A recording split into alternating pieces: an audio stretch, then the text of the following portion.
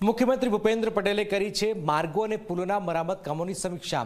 CM ડેશબોર્ડથી video wall મારફતે સમીક્ષા કરાઈ છે। નાગરિકોની રજૂઆતોનું નિવારણ લાવવા માટે અધિકારીઓને પણ સૂચનાઓ અપાઈ છે। કામગીરીની ક્વોલિટી ચકાસવા મુખ્યમંત્રીના દિશા નિર્દેશો છે।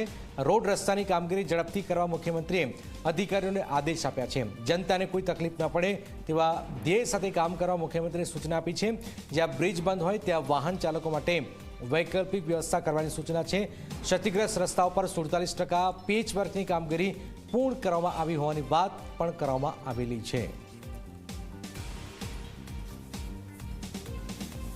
મુખ્યમંત્રી સતત જે રસ્તાઓની હાલત થઈ છે, રસ્તાઓ ઉબડખાબડ થઈ ગયા છે, રસ્તાઓ તૂટી ગયા છે, મુખ્યમંત્રી તરફથી કહેવાયું છે કે તાત્કાલિક આ જે તૂટેલા રસ્તાઓ જે છે એની મરામત કરવામાં આવે, એની સતત નજર રાખવામાં આવે, નાગરિકોની જે મુશ્કેલી પડી છે દૂર કરવામાં આવે, એ પ્રકારની વાત મુખ્યમંત્રીએ કરી છે।